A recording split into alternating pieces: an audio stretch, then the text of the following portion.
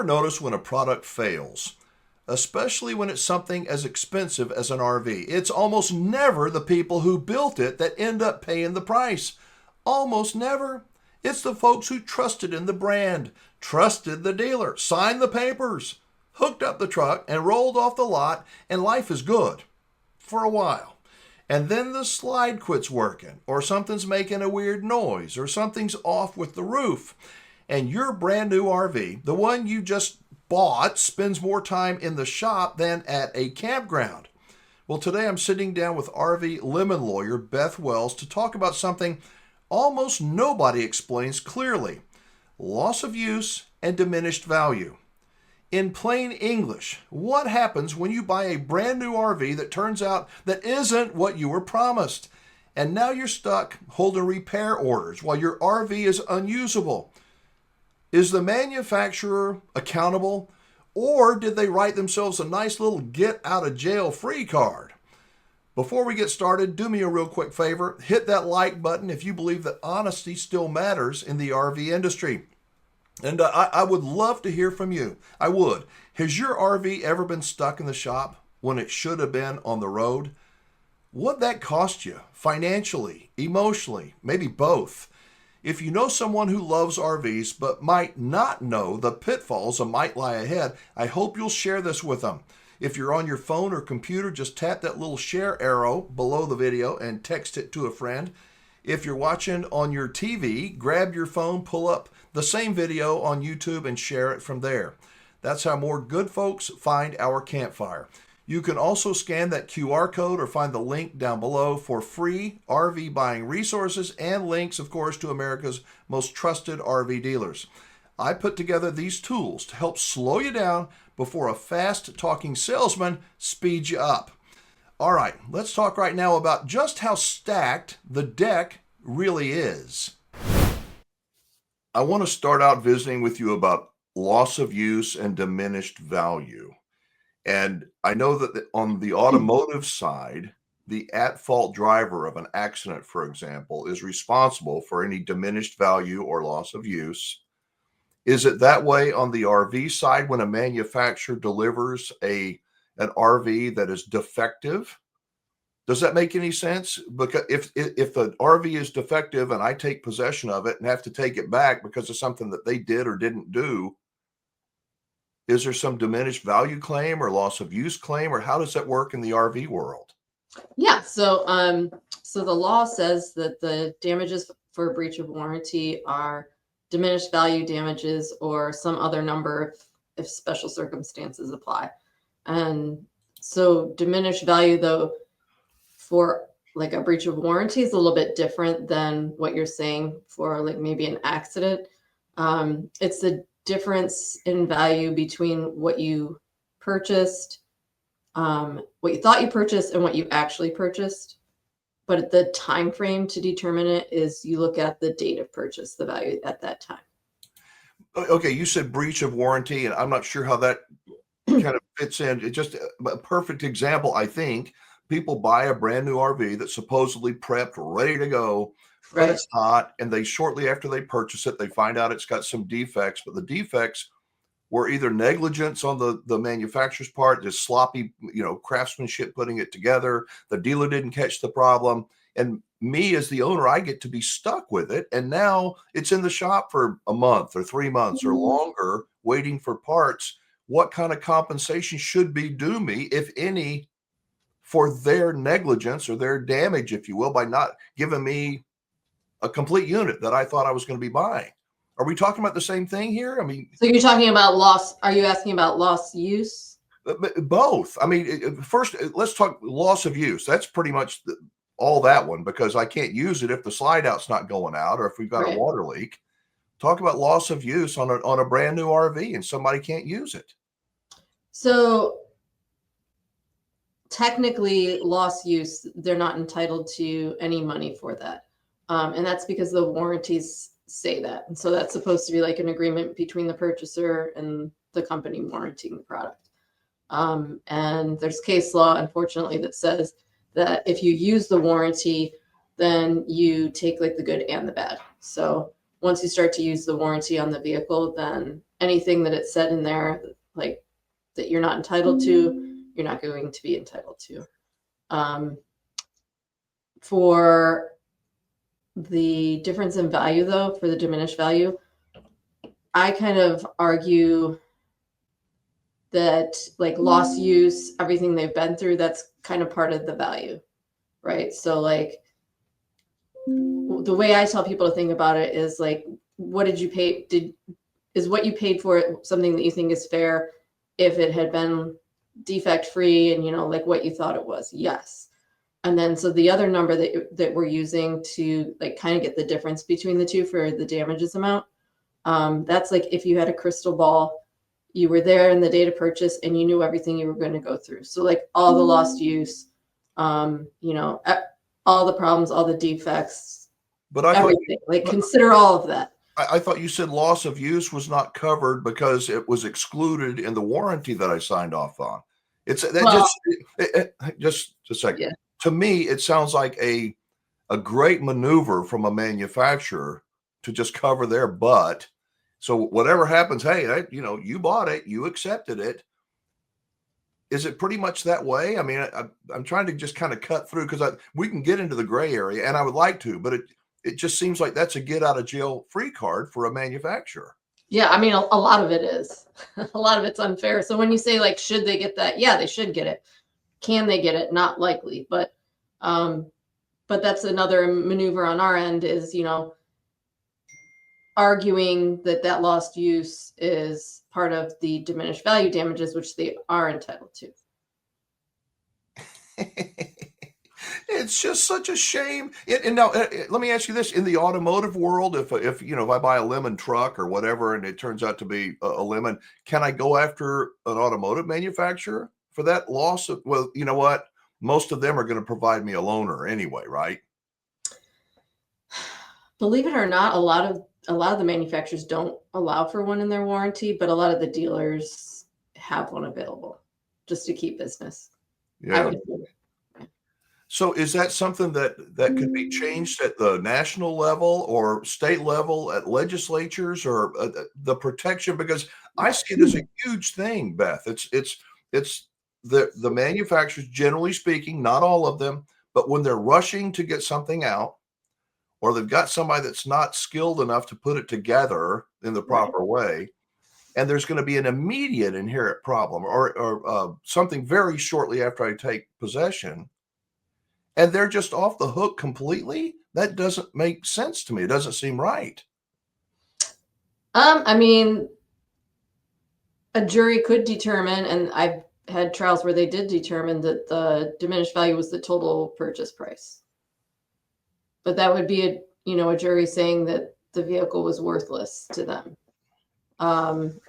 So it can happen, but I agree. RV owners should be entitled to a lot more than the law at this point allows them. And I think that's because most of the states, they don't allow coverage for lemon laws for RVs. So all the protections you have under the lemon law for your car aren't there for an RV. I would assume that many, you guys focus primarily on, breach of warranty and lemon cases, but the typical lawyer out there that does divorces and wills, who will write a nasty letter, probably doesn't realize the pool that he's getting into, the environment they're getting into, that there's so many exclusions and areas, and people write to me all the time and they say, I'm going to hire a lawyer and I'm going to do this and I'm going to do that. And I always respond, be careful, because who you choose, it's like choosing the right RV dealer. Be careful of the lawyer, because you can waste even more money going down that rabbit hole.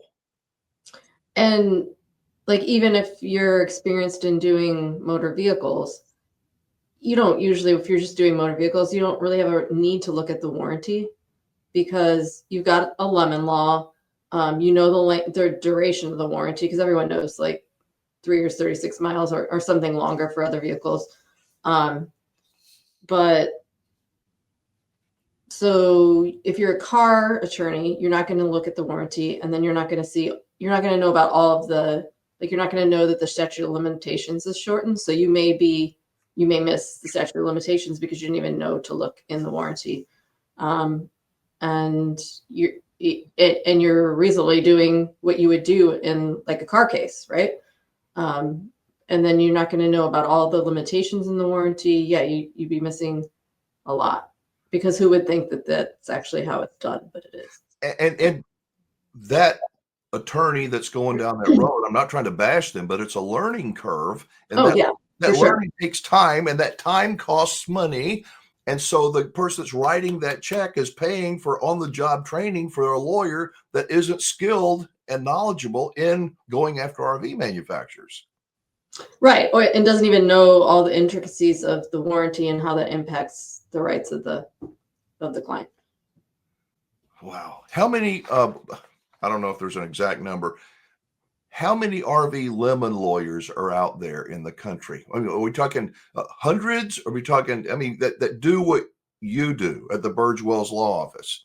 Are there lots of them? Not very many of them, because there are a lot of people that want to hire a lawyer, and thousands of lawyers, but how many of them are, I mean, generally speaking, are we talking hundreds? Are we talking, 50? I'd say probably, I mean, I'm not so certain about the attorneys in California, because like they have the protection of Song Beverly. And there's things in Song Beverly that don't allow for a lot of the things that they have in the warranty to be enforceable against California consumers. So they're a little bit different than the rest of the country. So there may be a good number out there. I've worked with like 2 or 3 of them. But for the most part, for attorneys that do litigation for RVs outside of California, I'd say probably plaintiffs work doing more than one routinely. It's going to be less than 10, I would say. Really? Yeah. Wow. I mean, that I know of. I could be wrong. Yeah. I'm sure there's a lot of attorneys that maybe have done 1 or 2. Yeah. But wow, what a specialized, I guess you guys can't use the term specialized, whatever the No. and I don't know what the heck you just said. You said some word that I'd never heard of before about California. What is that? Just the short story, some Beverly, something. Song Beverly. So that's like their lemon laws, and then they just have protections in there that don't allow for some of the things that the RV companies have in their warranty that might apply to other consumers. California says, like, you can't do that in our state.